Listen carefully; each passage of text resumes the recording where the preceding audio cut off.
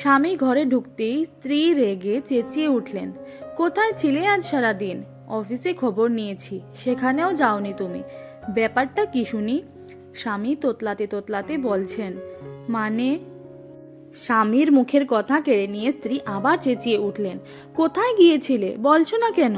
আর এই নোংরা বাস্ক আর কাপড়ের পোটলা কোথা থেকে উঠিয়ে নিয়ে এসেছো? স্বামী কোনো মতনে সাহস সঞ্চয় করে বললেন, আমি মাকে আনতে গ্রামের বাড়িতে চলে গিয়েছিলাম। আগুনে যেন পেট্রোল পড়ল।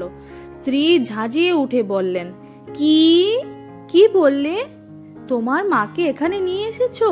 তোমার লজ্জা নেই? তোমার ভাইয়ের কাছে ওনার কি অসুবিধা হচ্ছিল? স্ত্রীর আগে এমন আচ্ছন্ন ছিলেন যে পাশেই সাদা শাড়িতে মুখ ঢেকে এক বৃদ্ধা যে চোখের জল রোধ করার চেষ্টা করছেন সেটা খেয়ালই করছেন না।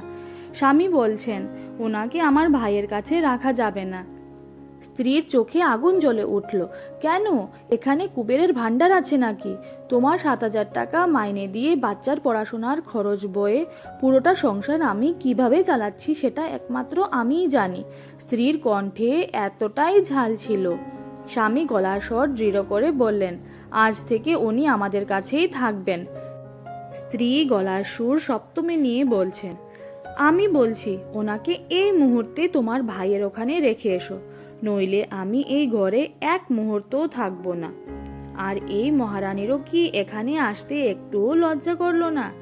এ কথা বললে স্ত্রী যেই মাত্র সেই অসহায় বৃদ্ধার দিকে তাকালেন, তার পায়ের নিচ থেকে মাটি সরে গেল। গলার সুর নরম করে আবেগতাড়িত হয়ে বললেন, মা তুমি? বৃদ্ধা কাঁদো কাঁদো হয়ে বললেন, হ্যাঁ রে, তোর ভাই আর ভাইয়ের বউ আমাকে ঘর থেকে তাড়িয়ে দিয়েছে।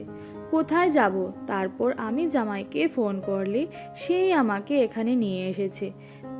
বৃদ্ধার কথা শুনে স্ত্রী এক কৃতজ্ঞ দৃষ্টি নিয়ে স্বামীর দিকে তাকালেন আর হেসে বললেন, তুমিও খুব নাটকবাজ। প্রথমেই আমাকে বলে দিলে না কেন যে তুমি আমার মাকে আনতে যাচ্ছ? মা তো মা হন, তোমার মা আর আমার মা আবার কি?